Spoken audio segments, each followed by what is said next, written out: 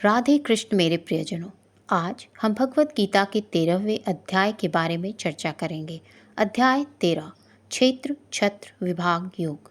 इस अध्याय में भगवान हमें आत्मा और शरीर के बीच के अंतर की बात करते हैं। हमारी आत्मा शरीर के परे है और हमें इसे समझना चाहिए। ये हमें सिखाती है कि हमारे शरीर से भी ज़्यादा हमारी आत्मा ज़्यादा असली है और हमें इसके साथ मिलकर जीना चाहिए। इस अध्याय से हमें ये ज्ञान मिलता है कि कैसे हमारे कर्मों के परिणाम की रचना होती है। श्री कृष्ण हमें बताते हैं कि ये शरीर एक क्षेत्र है, जैसे कि खेत एक क्षेत्र होता है। खेत में हम बीज बोते हैं और उसके सही समय पर फल होता है। इसी तरह हमारे जीवन में भी हम कर्म के बीज बोते हैं और उसका सही समय पर हमें फल मिलता है। इसलिए शरीर को क्षेत्र कहा गया है।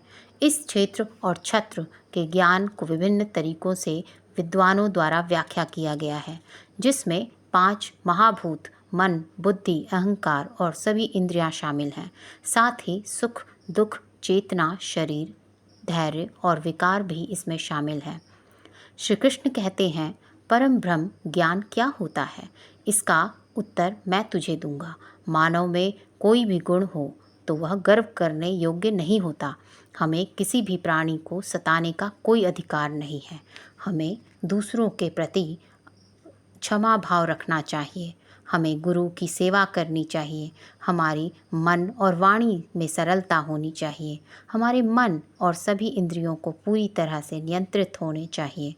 हमें खुद को किसी भी भावना में नहीं बहने देना चाहिए। हमें संतान, जीवन साथी, घर, अर्थ, धन में मोह नहीं करना चाहिए। हमें अच्छे और बुरे से समान भाव रखना चाहिए और ऐसे लोगों से दूरी बनाना चाहिए जो किसी के साथ स्वार्थपूर्ण होते हैं। हमें एकांतवास में अपने मन को शुद्ध करना चाहिए और हमें परमेश्वर में पूरी तरह समर्पित और ध्यान मग्न रहना चाहिए। हे अर्जुन, अब मैं तुझे परम ब्रह्म के बारे में कहूँगा, जो सर्वव्यापी है। वो सब इंद्रियों के साथ भी इंद्रियों के बिना है और वो निर्गुण होकर भी सभी गुणों के साथ है। वो सभी जीवों और निर्जीवों में है। वो दूर भी हैं और पास भी हैं, लेकिन फिर भी जानने में नहीं आता। वो हैं ब्रह्म की तरह जीवन उत्पन्न करते हैं, विष्णु की तरह पालन करते हैं और शंकर की तरह विनाश भी करते हैं। वो अलग अलग कालों में होते हुए भी एक जैसे लगते हैं और एक ही काल में भी अलग अलग तरह से होते हैं। ये माया का भी महामाया है, पर हमसे भी परम है और सभी प्राणियों के साथ उनके हृदय में निवास करते हैं।